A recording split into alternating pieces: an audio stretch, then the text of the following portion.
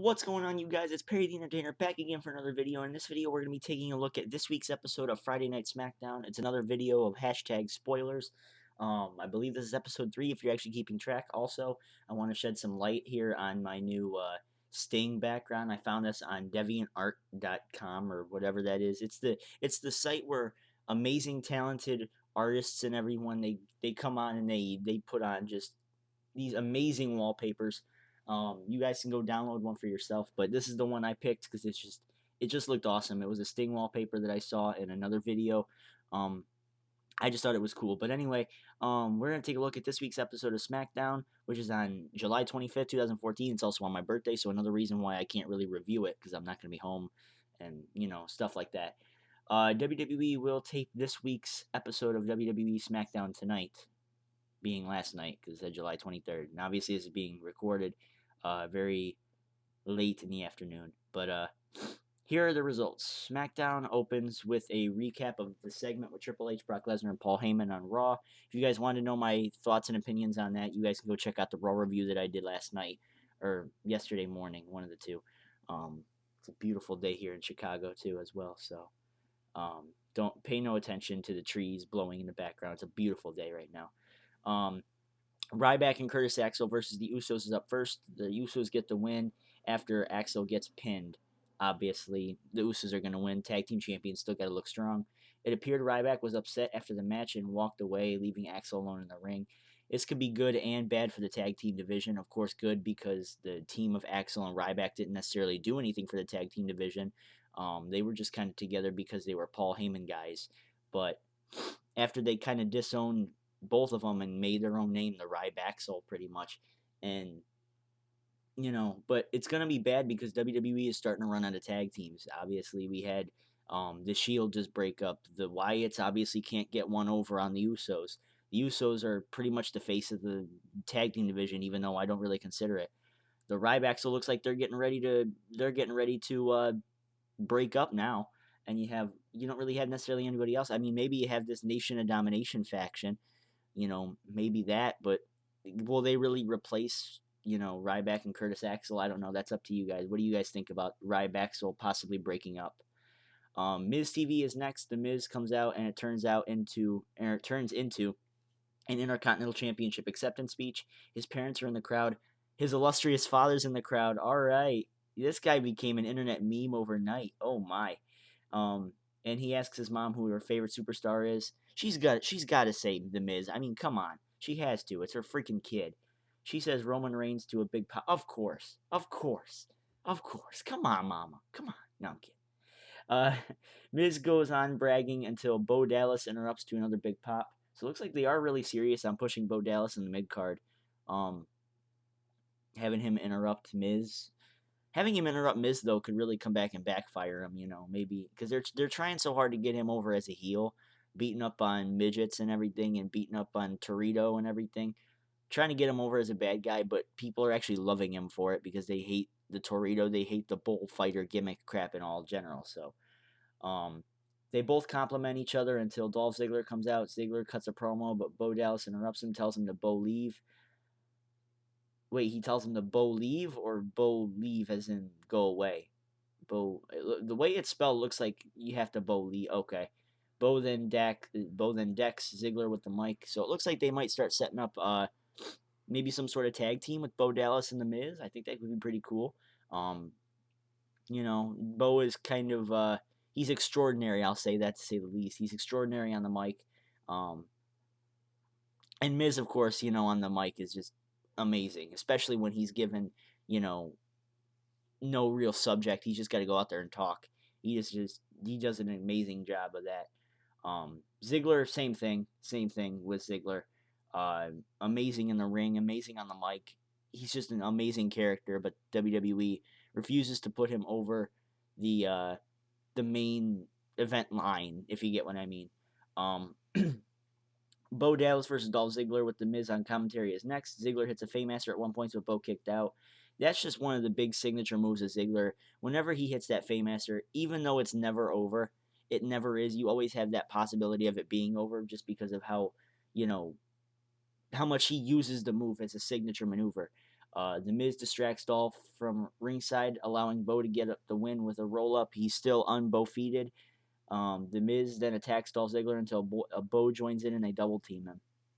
Doesn't look like there's any comeback here. It looks like they're probably just going to go into a Miz, Bo versus Ziggler and Sheamus match. I think that could be, yeah. Backstage promo with Roman Reigns and Renee Young. Reigns takes shots at Randy Orton and Alberto Del Rio. Randy Orton, don't know necessarily why at Randy Orton. Maybe just the overall feud, maybe. Del Rio because he's facing Del Rio tonight, so that makes sense. Cesaro versus I almost said Alberto Del Rio. Cesaro versus Dean Ambrose in a no disqualification match is next. Ambrose brings in a bunch of steel chairs. They brawl with kendo sticks and chairs throughout the match. This was described as a very ECW-esque match. Can't wait to see it then. Oh, that's right. I'm not going to be home. No, I'm actually serious, though. I can't wait to find this match online or something. I'm sure someone's going to post it for me. Seth Rollins came out and attacked Ambrose. Ambrose gets the upper hand and throws Rollins into the timekeeper area. Ambrose comes back in, but Cesaro hits a superplex on top of a pile of chairs. Cesaro goes for the pin, but Ambrose counters with a roll-up for the win. Got to keep Ambrose looking strong. Don't know why they're using Cesaro to do it, though, but your guess is probably as good as mine. Rollins comes in and beats down Ambrose after the match. So keep the feud going. Like I said on the podcast on Monday, I was actually very happy that they took the Rollins Ambrose match off Battleground just because I don't think you want to preview a match that's going to be just as good as the SummerSlam one. I don't think you really want to worry about overshadowing a big match on a Big Four pay-per-view. So I understand taking it off the Battleground card, get people intrigued to watch the rest of the night, but then when that match doesn't happen, of course they're going to be upset. You're going to have fans that are going to be upset about that, but you can pay them back at SummerSlam, make them look, make it look nice, and then Rollins and Ambrose are just going to blow the roof off the place, blow the roof off of the Staples Center, and they'll go from that. I mean, should it be for the briefcase? It doesn't look like they're building it up for the briefcase. I think it's just Ambrose wants to get his revenge on Rollins, so I don't really necessarily expect any sort of briefcase to be on the line. So that's that. They sell the beatdown by having medics come out and check on Ambrose. They help Ambrose out of the ring, and he gets a big pop going up the ramp. I was talking about Ambrose on one of my other friends' accounts yesterday or last night. How we were talking about how bringing Ambrose up to the main event would actually be bringing too many cooks into the kitchen, basically, and you already have kind of too many people in the main event story and too many people that are getting their own individual development. Randy Orton and Kane and Roman Reigns and Cena and all of them. And it looks like they're already, on their way up in the roster anyway. So there's no real point in bringing Ambrose all the way up for him not to get a title shot, for him not to get really any sort of main event status establishing at all. So I say keep it low on Ambrose for a little bit. Let the WWE World Title picture dwell down because we all know that Brock is going to have an amazing effect on the title picture. And then after this Brock thing blows over, after the dust is settled, maybe after Roman Reigns wins the title somehow, then turn Ambrose heel, have Roman first face Ambrose for the title, and then that's when you push Ambrose to be that megastar that WWE knows that he can be. So that's that. We get promos for the AJ Lee Paige feud and for the John Cena Brock match at SummerSlam. Paige versus Naomi is next. Paige comes out and skips like AJ Lee to mock her. That turn on Raw was just awesome. It was just awesome. And like I said, I didn't see a lot of it, but I saw it online and it just looked fantastic. Fantastically built, well done. This frenemies crap, I'm glad it's over. Cameron comes down to watch the match from ringside. Oh yeah, the highlight of the Divas division. Yay. Paige wins by submission, and after the match, Cameron comes in to attack Naomi. I think they could have done without Cameron. I know they want to keep that feud going with Cameron and Naomi, but I think if you had Paige just win by submission over a diva that,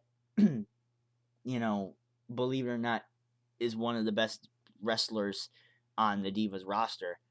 So make her look strong with the submission and everything, but then keep the Cameron thing out of it. I think Cameron kind of coming down from ringside kind of ruined it. But keep Paige looking strong as a heel. I like it, and we'll see where this goes. Hopefully, Paige and AJ deliver at SummerSlam, and we'll see. We'll go from there. Backstage segment with Goldust and Cody Rhodes.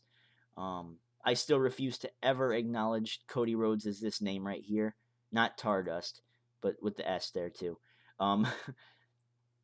Bray Wyatt defeated R-Truth. A chant for Chris Jericho broke out during the match. It looks like Jericho is still in, I think he's in New York. I think he's either in New York or he's in Florida. I don't remember exactly which one. Or no, he might be in LA. I don't remember. I know he's in a big city. He's promoting his debut, or not their debut album, but their next Fozzie's next album, Do You Want to Start a War? I already have it pre-ordered, so I can't wait to listen to it. But a chant for Chris Jericho broke out during the match. Wyatt cut a promo after the match and took shots at Jericho. I don't know, maybe the promos are building the match up a little too much, and maybe too much to the point where it looks like they're not going to, that's the thing, they might not deliver at SummerSlam just because I know how they were at Battleground. They just weren't clicking. Hopefully, at SummerSlam, that changes. That really does need to change at SummerSlam. They aired more promos for the SummerSlam main event. So WWE is very hyped on Brock Lesnar, John Cena, the best champion in the world versus the best pure fighter in the world.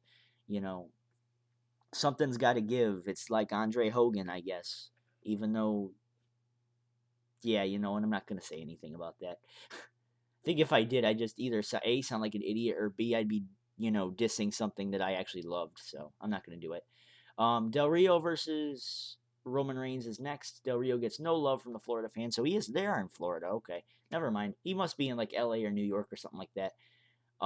Reigns gets the win with a spear. SmackDown ends with Roman Reigns celebrating. Yet again, I am getting tired of Roman Reigns ending the shows every freaking week. I think Raw was the first time that Reigns hasn't in quite a long time. So, SmackDown looks like it's just going to be a pretty heel-worthy show. The heels are going to look pretty strong here. And, yeah, what did you guys think about SmackDown? Let me know what you guys thought about everything down in the comment section below. And until next time, peace as soon as I find the stop button. All right, peace.